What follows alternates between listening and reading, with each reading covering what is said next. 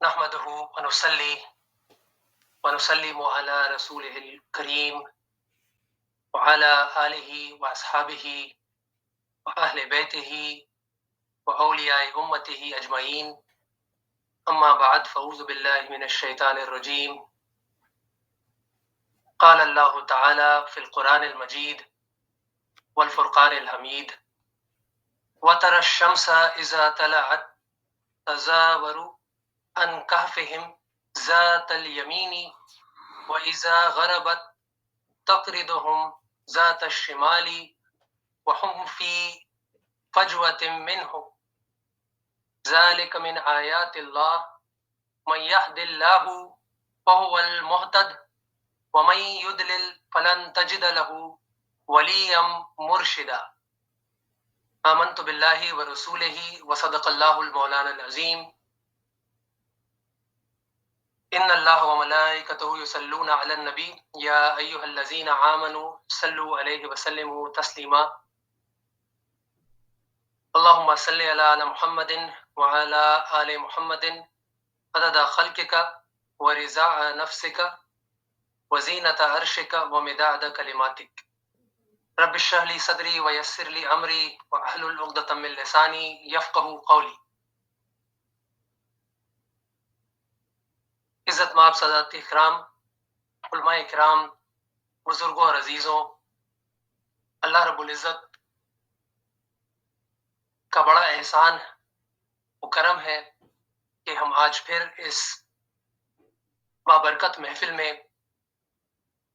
اپنی شرکت کا شرف حاصل کر رہے ہیں، اور خصوصی پھر سے ایک بار جناب محترم سید مترشد علی القادری صاحب کا میں بہت شکر گزار ہوں کہ انہوں نے مجھ کو پھر سے حاضر ہونے کا موقع دیا۔ واہ کیا مرتبہ ہے غوث ہے بالا تیرا، اونچے اونچوں کے سروں سے ہے قدم اعلیٰ تیرا۔ اور اعلیٰ حضرت فرماتے ہیں کہ مزرع چشت و بخارا وہ عراق و اجمیر، کون سی کشت پہ برسا نہیں ہے جالا تیرا۔ مزرع چشت و بخارا وہ عراق و اجمیر، کون سی کشت پہ برسا نہیں جھالا تیرا۔ غوث اعظم کا فیض تمام سلاسل پر ہے اور تمام سلسلوں کو ان سے فیض ہے۔ میں نے سورہ کہف کی آیت پڑھنے کا شرف حاصل کیا آپ سبوں کے سامنے، اور اسی آیت کو ہم آج فاؤنڈیشن یا بنیاد بنا کر اولیاء کے ہونے کا اور کرامت کو سمجھیں گے، اور میں مختصر میں آپ کے سامنے اس کو رکھوں گا، زیادہ تفصیل میں نہ جا کر۔ اللہ اپنے اولیاء کی بہت ناز کرتا ہے اور ان کی سنتا بھی ہے، اور اگر کوئی فرد اس کے کسی ولی کی شان میں گستاخی کرے یا بدگمانی کرے تو احتیاط کرنا چاہیے، بہت احتیاط کرنا چاہیے، کیونکہ اللہ تعالیٰ اس کی طرف جنگ کا پھر اعلان کرتا ہے۔ سورہ کہف سے جو اللہ تعالیٰ بیان فرماتے ہیں سورہ کہف کے اندر، اس سے تو ہم سب واقف ہیں، تو میں مختصر میں جو نچوڑ ہے وہ آپ کے سامنے رکھتا ہوں۔ اچھا، ایک بات اور سمجھیں کہ یہ اولیاء اصحاب کہف 309 سال تک غار کے اندر تھے، اور یہ 309 سال تک ان کا کتا بھی غار میں تھا، یہ تو ہم سبوں کو معلوم ہے۔ اب وہ غار کے اندر تھے، اب ان کو تو خوراک نہیں ملتی تھی، ان کو خوراک جو ملتی تھی وہ عالم لاہوت سے خوراک آتی، باہر سے تو کھانا نہیں آتا تھا، اور کتے کو کھانا کہاں سے ملتا تھا؟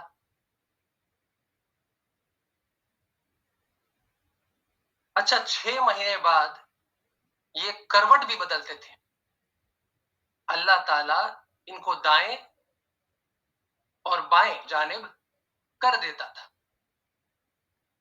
اور اسی طرح کتے کی بھی کروٹ انہی کے طرح بدلتی تھی، اور یہ سب قرآن پاک کے اندر بیان ہے۔ یہ کوئی کہانی نہیں ہے، کوئی قصہ نہیں ہے، کوئی سٹوری نہیں ہے، کوئی فیری ٹیل نہیں ہے، یہ سب قرآن پاک کے اندر موجود ہے. تو اللہ تعالی ان کے اوپر یہ سب عنایتیں فرماتا ہے اور ان کو رزق بھی عطا فرماتا ہے. یہاں تک کہ کتے کے ساتھ بھی وہی معاملہ ہو رہا ہے جو ان اولیاء کے ساتھ معاملہ ہو رہا ہے. اب کتے نے کیا عبادت کی تھی؟ وہ تو ان کی چوکیداری کر رہا تھا، ہے نا. کتا جو ہے وہ تو ان کی چوکیداری کر رہا تھا، اس نے تو کوئی عبادت اور ریاضت نہیں کیا تھا.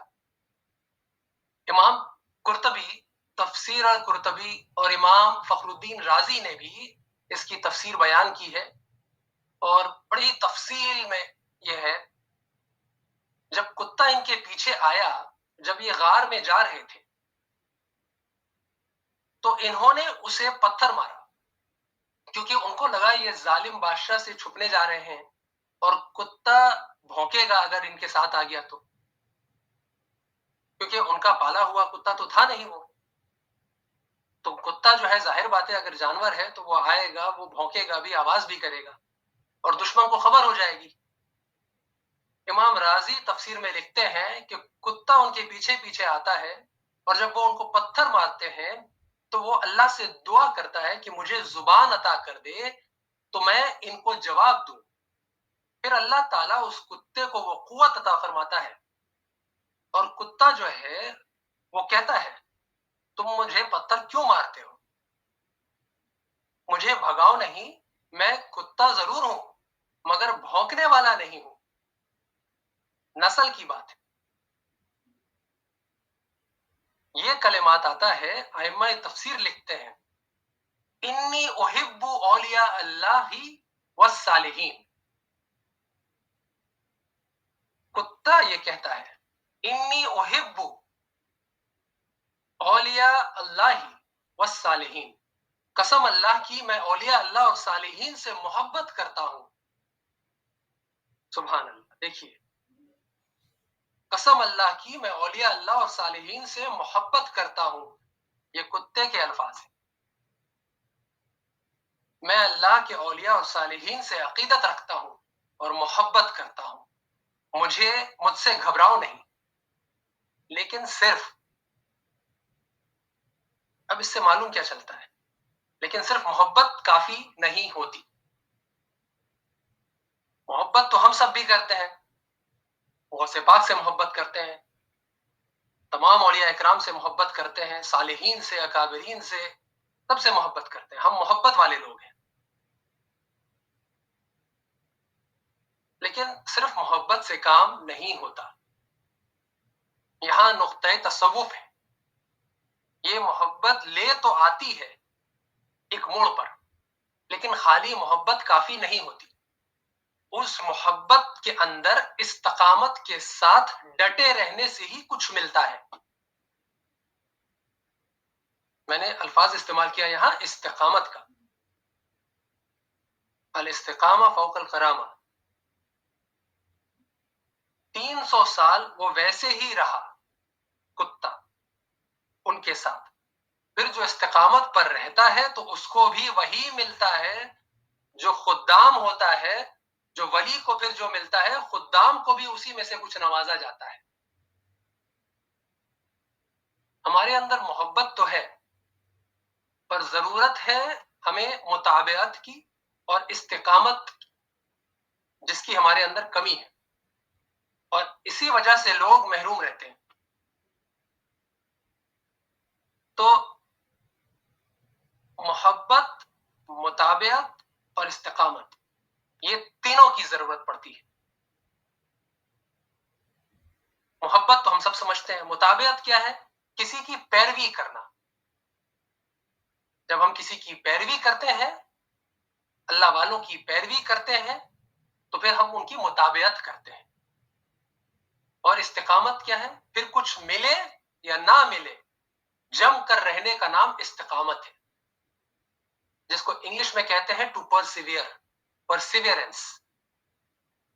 ایگزیکٹ میننگ نہیں ہے، پر اس کا ایک مفہوم یہی ہے، اس کا ایک جنرل انڈرسٹینڈنگ یہی ہے، استقامت پہ رہنا، پرسیویئر کرنا. تو محبت ضروری ہے، کسی کی پیروی کرنا ضروری ہے، اور پھر استقامت کرنا، پھر کچھ ملے یا نہ ملے جمے رہنا، ڈٹے رہنا. جب کوئی کسی چیز میں استقامت کے ساتھ جد و جہد کرتا ہے تو پھر وہ کسی مقام پر پہنچتا ہے، اور یہ بہت ضروری ہے ہمارے لیے.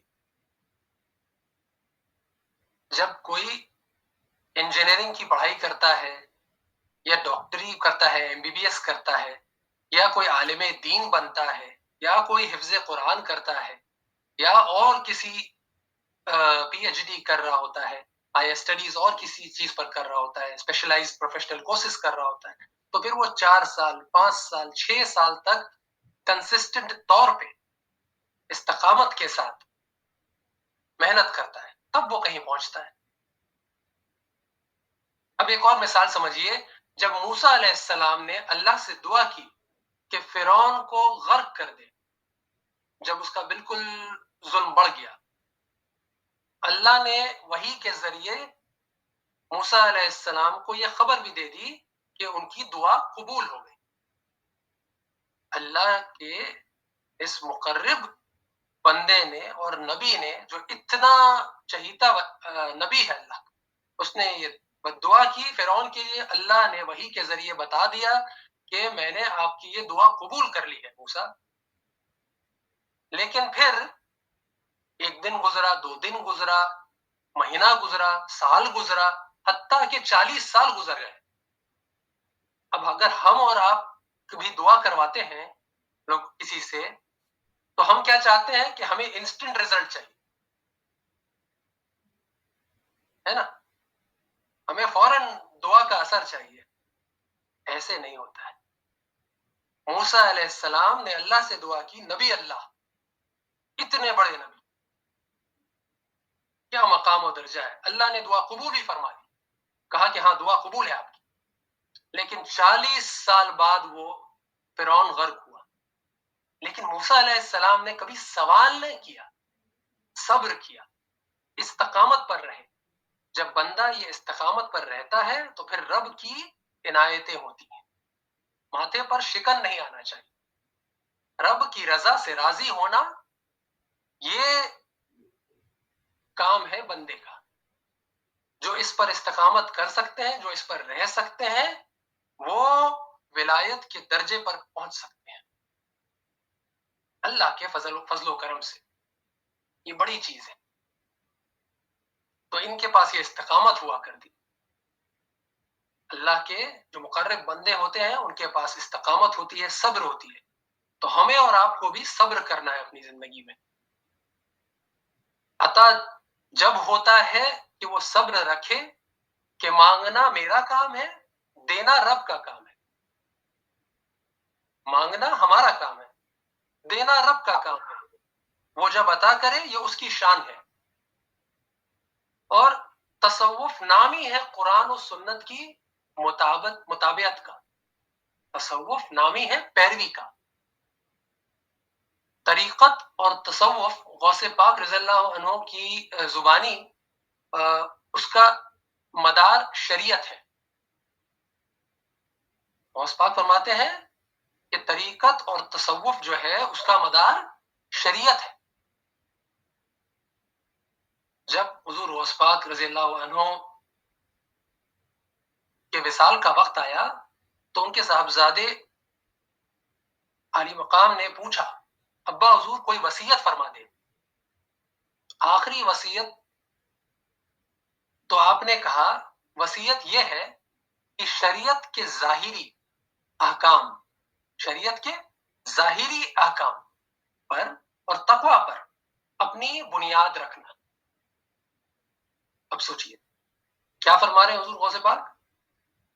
غوث پاک فرماتے ہیں کہ شریعت کی ظاہری احکام یعنی کہ نماز کی پابندی، روزے کی پابندی، حج، حلال کی کمائی، حرام سے بچنا، اس کی نصیحت فرماتے ہیں حضور غوث پاک، شریعت کی تمام ظاہری احکام پر عمل کر اور پھر تقوی پر.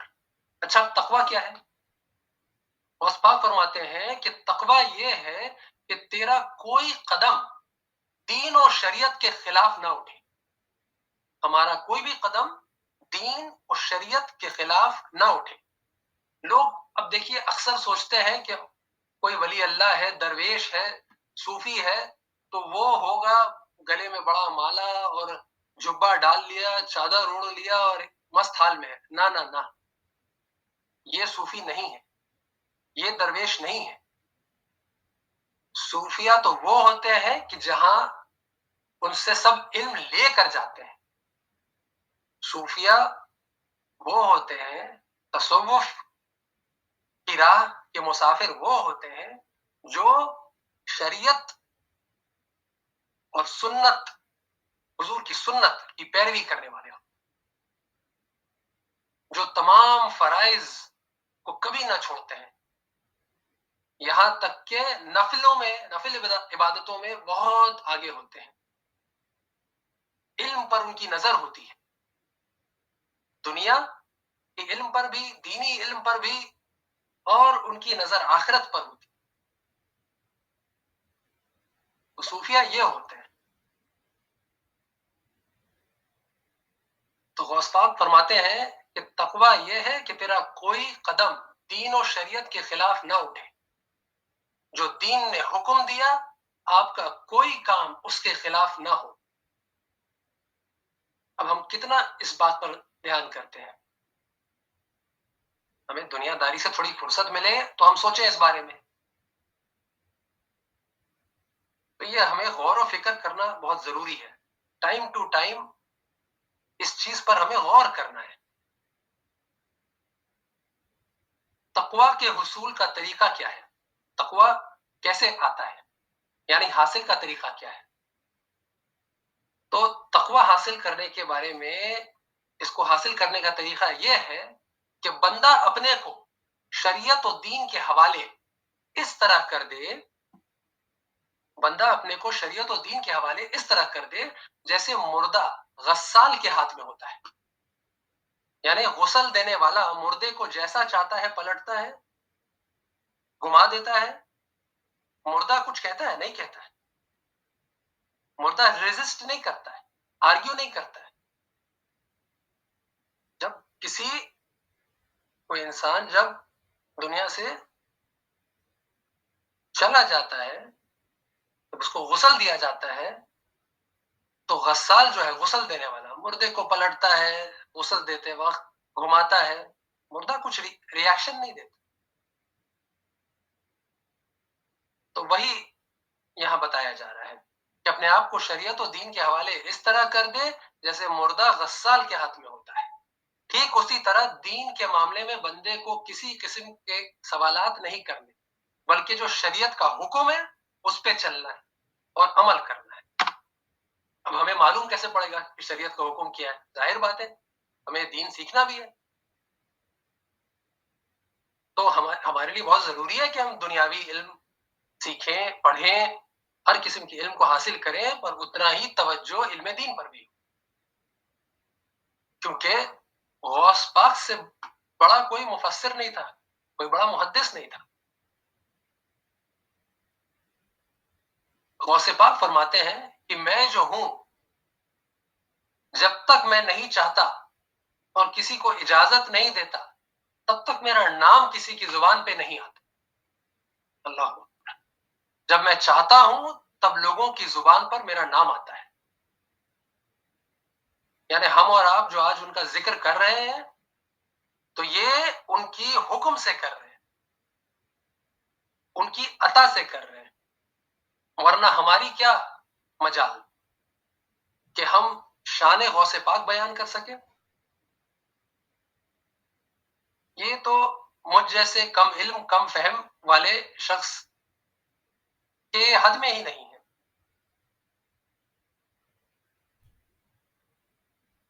تمام اولیاء کے کرامت آپ میں جمع ہے غوث پاک کے اندر، اور تمام اکابرین اور اولیاء ان کی شان بیان کرتے کرتے عاجز ہیں، تو کوئی ان کی کیا شان بیان کر سکتا ہے؟ اعلیٰ حضرت رحمۃ اللہ علیہ فرماتے ہیں، واہ کیا مرتبہ ہے غوث ہے بالا تیرا، اونچے اونچوں کے سروں سے ہے قدم آلہ تیرا، سر بھلا کیا کوئی جانے کہ ہے کیسا تیرا، اولیاء ملتے ہیں آنکھوں کو وہ ہے تلوا تیرا۔ کوئی بھی بندہ ولی بنتا ہی تب ہے جب کہ اس کی ولایت پہ 3 مہر لگتی ہے۔ ایک روایت میں آتا ہے، پہلی مہر سرکار دو عالم حضور اکرم صلی اللہ علیہ وآلہ وسلم کی، پھر مولا کائنات امیر المومنین حیدر قرار صاحب ذوالفقار حضرت علی مرتضیٰ کرم اللہ وجہ الکریم کی مہر، اور پھر تیسرا سیدنا غوث العظم دستگیر بڑے پیر شیخ الجن والانس والملائکۃ شیخ عبد القادر جیلانی رضی اللہ تعالی عنہ۔ جب ان تینوں کی خاص مہر لگتی ہے تو کوئی ولی ولی بنتا ہے، اور وہ غوث العظم کی متابعت میں جب تک رہتا ہے وہ ولی رہتا ہے، اور اگر نہیں رہتا ہے تو اس کی ولایت چھین لی جاتی ہے۔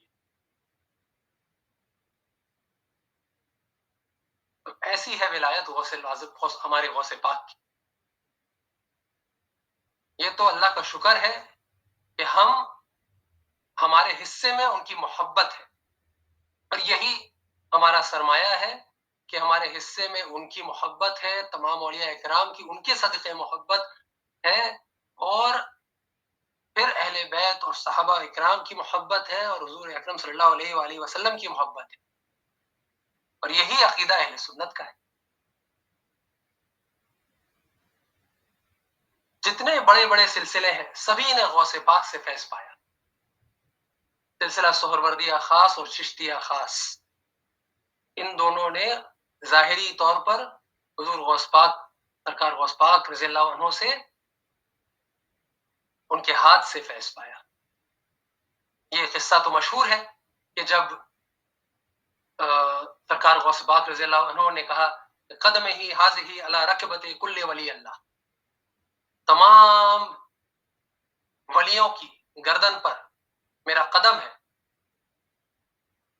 تو حضرت خواجہ غریب نواز خواجہ معین الدین چشتی رحمۃ اللہ علیہ خراسان کی پہاڑ پر کہیں عبادت فرما رہے تھے، اور وہیں پر انہوں نے اپنی سماعت ولایت سے ان کی آواز کو سنا، غوث پاک کی آواز کو سنا، اور وہیں پر انہوں نے فرمایا کہ آپ کا قدم نہ صرف میری گردن پر ہے اور میری آنکھوں پر بھی ہے اور میرے سر پر بھی ہے۔ اور پھر کیونکہ وہ ان سے رشتہ داری بھی تھی، تو روایتوں میں آتا ہے کہ انہوں نے جا کر بغداد شریف میں وہ قریب 50 دن رہے اور حضور غوث پاک سے فیض حاصل کیا، اور ان کو ہند الولی کا تاج ملا، عطا ان کو کیا گیا۔ اسی طرح سے سلطان باہو رحمۃ اللہ علیہ، انہوں نے قصیدے اور کلام لکھ دیے، وہ سلطان العارفین میں سے۔ اور پھر اسی طرح سے شیخ عمر شہاب الدین سہروردی رحمۃ اللہ علیہ، 14 یا 15 برس عمر تھی جب ان کے چچا حضرت ابو نجیب سہروردی رحمۃ اللہ علیہ ان کو لے کر غوث پاک کے پاس آتے ہیں اور فرماتے ہیں کہ اس نے سب علوم دین حاصل کر لیا ہے، شیخ عمر شہاب الدین سہروردی رحمۃ اللہ علیہ، میں نے وہاں حاضری دی ہے۔ اور پھر غوث پاک کے پاس کہا کہ اب آپ اس کو سنبھالیں اور اس کو آگے کیا پڑھنا ہے یہ فیصلہ کریں اور کیا سکھانا ہے یہ آپ فیصلہ کریں۔ سرکار غوث پاک نے دیکھا، مسکرایا، اور پھر شیخ عمر شہاب الدین سہروردی رحمۃ اللہ علیہ جو کہ سلسلہ سہروردیہ کے بانی ہیں، ان کے سینے پر ہاتھ پھیرا۔ جب سرکار غوث پاک نے ان کے سینے پر ہاتھ پھیرا تو جو بھی علم تھا وہ جاتا رہا۔ تو اب وہ سوچ رہے ہیں کہ میں تو یہاں کچھ لینے آیا تھا، الٹا یہاں تو جو تھا وہ بھی چلا گیا۔ لیکن کچھ لکھنے کے لیے پہلے وہاں کچھ ہے تو مٹانا پڑتا ہے، تو غوث الاعظم نے پہلے ہاتھ پھیرا تو جو علم سیکھا سکھایا علم تھا وہ جاتا رہا، اور پھر سینے سے لگایا تو تمام چیزوں سے نواز دیا، تمام علم سے نواز دیا اور عطا فرما دیا۔ اس کے بعد شیخ عمر شہاب الدین سہروردی رحمۃ اللہ علیہ غوث پاک کی خدمت میں رہے اور کئی عرصہ گزارا، یہاں تک کہ غوث پاک کے بعد وہ قاضی اور مفتی شہر ہوئے، اور پھر تمام سلسلہ سہروردیہ پوری دنیا میں پھیلا، ہند و پاک میں پھیلا۔ تو تمام سلاسل، تمام سلسلے، تمام اولیاء سب فیض پاتے ہیں حضور غوث پاک رضی اللہ عنہ سے۔ سرکار غوث پاک کا علم جو ہے وہ سمندر ہے، اور میرا جو پیغام ہے سب کے لیے وہ یہی ہے کہ اگر ہم واقع میں غوث پاک کے نام لیوا ہیں، اہل بیت کے نام لیوا ہیں، تو ہم علم حاصل کریں، دنیاوی علم بھی اور علم دین بھی، اور یہ ساتھ ساتھ میں کرنا بالکل ہی پاسبل ہے، یہ کیا جا سکتا ہے۔ پیرالل میں دنیاوی علم اور دینی علم ساتھ میں چلنا چاہیے، یہی میرا پیغام ہے، یہی میری اتجا ہے آپ سبوں سے، جہاں تک بھی میری آواز پہنچتی، اور آپ بھی یہی پیغام آگے لے جائیں۔ کیونکہ دیکھیے آج ہماری قوم کے اندر، لوگوں کے اندر کیا معاملہ ہے، علم کی کمی ہے، اور علم کی کمی ہونے کی وجہ سے پتہ نہیں ہے دنیا میں کیا ہو رہا ہے، علم دین ہم سیکھتے نہیں تو ہم دین سے بھی دور ہو جاتے ہیں، دنیاوی علم سے دور ہے تو ظاہر بات ہے دنیاوی معاملات میں بھی کمزور ہو جاتے ہیں، اور جس نے اس پہ محنت کی وہ کامیاب ہوگا، کامیابی اس کے قدم چھوئے۔ ہمیں فلمیں، ڈرامے، فیس بک، انسٹاگرام سے ہٹ کر علم حاصل کرنے میں محنت کرنی، بہت محنت کرنی۔ مسلمانوں کے حال سے اور چیلنجز سے تو واقف ہی ہیں، اور ان پریشانیوں سے نکلنے کا راستہ علم حاصل کرنا ہے، اس کے لیے محنت کرنا ہو اور تقوی اور پرہیزگاری اختیار کرنا ہو۔ اس سے یہ ہوگا کہ آپ کامل بھی بنیں گے، اور آپ کو دنیا میں بھی عزت ملے گی، اور آپ کی جو اکنامک کنڈیشن ہے اور فائنینشیل کنڈیشن ہے وہ بھی بہتر ہوگی، اور جب آپ دین کے راستے پر چلیں گے تو اللہ آپ کے لیے راستے آسان کرتا جائے گا۔ لوگ اکثر یہ کہتے ہیں کہ بھائی ہمارا بچہ ابھی اسکول میں ہے، یہ پڑھ رہا ہے، وہ پڑھ رہا ہے، تو پھر وہ قرآن کیسے سیکھے، اور اردو کیسے سیکھے، اور عربی کیسے سیکھے، اور فرض علوم کیسے سیکھے؟ تو بھائی یہ تو فرض ہے، فرض علوم تو سیکھنا فرض ہے بچوں کی، بالغ ہونے سے پہلے فرض علوم ہمیں سکھانے کا حکم ہے، بچوں کو سیکھنا چاہیے، ہم سب کو، یہ سب تو بیسکس ہے، تو ہمیں اس پر توجہ کرنا ہے، اور جب ہم دین کے راستے پر چلیں گے تو اللہ اور آسانیاں ہمارے لیے فرمائے گا۔ اللہ پاک ہمارے دلوں میں